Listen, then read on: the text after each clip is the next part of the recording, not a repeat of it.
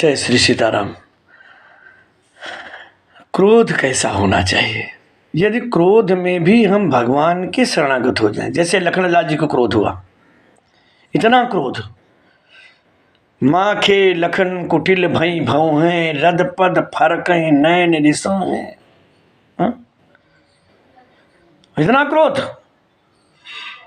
भैया, लेकिन ध्यान रहे उस क्रोध में भी भगवान के शरणागत हो गए, भगवान के चरणों में शीश नवाया लखनलाल जी ने और कहा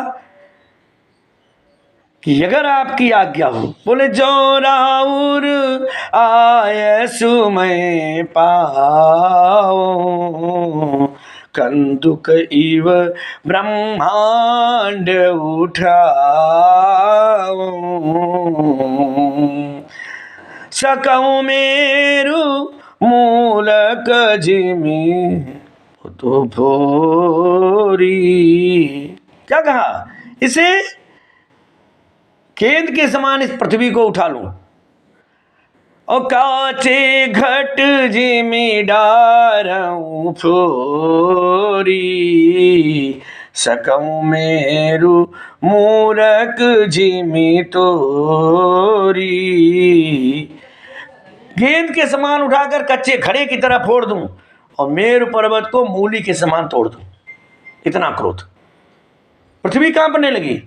लेकिन इस क्रोध में भी भगवान के शरणागत हुए, चरणों में शीश नवाया, प्रभु अगर आपकी आज्ञा हो तो। यदि क्रोध में भी हमें भगवान का स्मरण न छूटे तो वो क्रोध विनाशकारी नहीं, निर्माणकारी होता है। तो ध्यान रहे, उस क्रोध से कभी विघटन नहीं होगा, निर्माण होगा। वो तोड़ेगा नहीं, जोड़ेगा।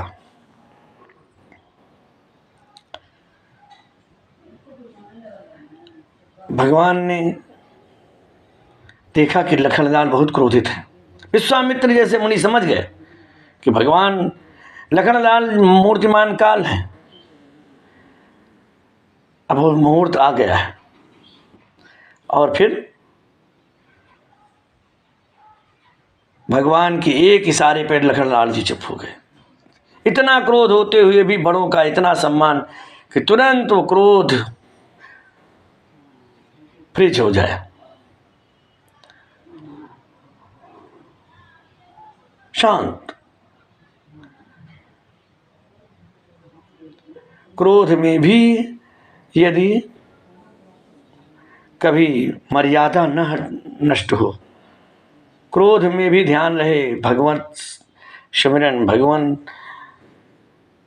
तो वो कभी विनाशकारी नहीं होता। क्योंकि भगवान ने कहा है कि जो मेरे में जिनका मन रहता है वो हमेशा मेरे पास रहते, मुझ में रहते, वो सारे दुर्गुणों से, सारे बुराइयों से दूर हो जाते हैं। मत चित्ता सर्व दुर्गाणी मत प्रसादात् तरस्यते। जिनका चित्त, जिनका मन मेरे में लगा होता है, वो इस काम, क्रोध, लोभ, मोह, अहंकार, इन बुराइयों से सहज ही तर जाते हैं। बोलो जय श्री सीताराम। ऐसा क्रोध जो अनुशासन न तोड़े, ये ऐसा कब होगा? जब हमारा मन भगवान में लगा रहेगा। मत चित्तः, कुछ भी करो लेकिन मन भगवान में रहे, तो ये काम, क्रोध, लोभ, मोह, ये सब मत प्रसादात् तरस्यते।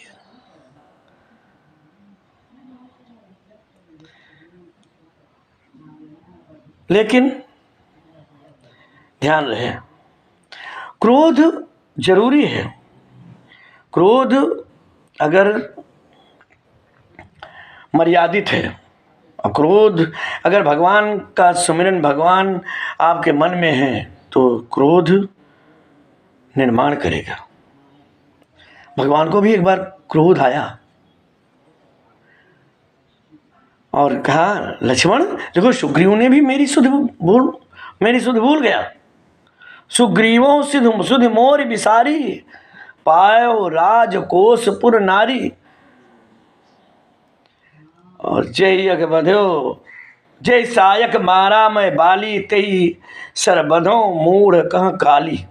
जिस बाण से मैंने बाली को मारा था कल मैं उसी बाण से उसको मार दूंगा।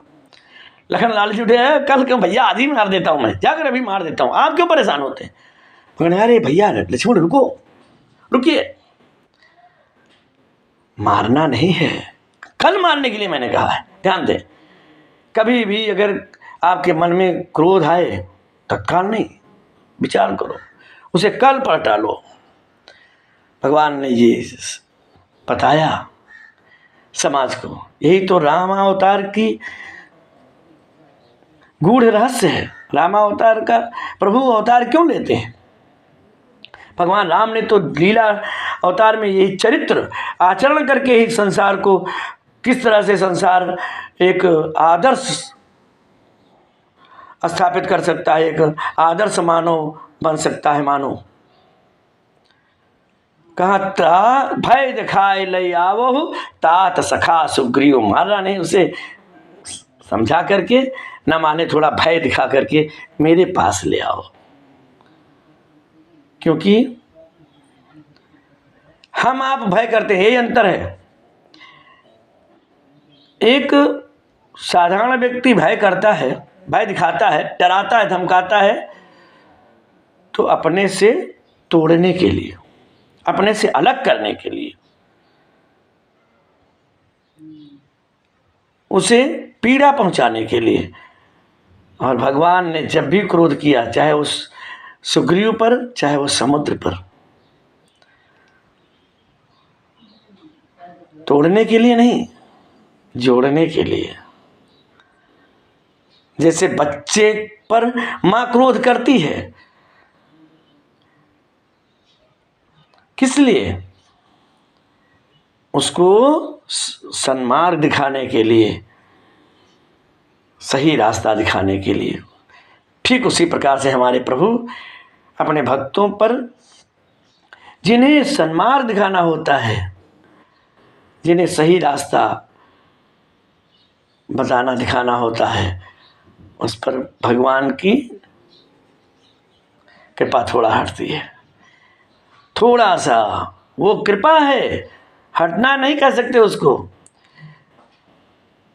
भक्त के उस कष्ट में भी प्रभु की कृपा है, उसी कृपा से तो उसका निर्माण होता है, उसका मार्ग प्रशस्त होता है, वह भगवान के पथ पर चल पड़ता है। जो इसका ध्यान रखते हैं कि विपरीत परिस्थितियों में भी क्रोध आए तो भी भगवत शरण न त्यागें, भगवत चिंतन न त्यागें, भगवत भजन न त्यागें, ध्यान रखें तो कल्याण, वो क्रोध कल्याण करेगा, निर्माण करेगा, तोड़ेगा नहीं। भगवान ने कहा कल मारूंगा, और कल तो कभी आता नहीं है। जब कभी बुरे विचार आए तो उनको तुरंत नहीं, कल पर आगे के लिए टाल दो। सद्विचार आए, शुभ विचार आए तो तुरंत करो। जय श्री सीताराम।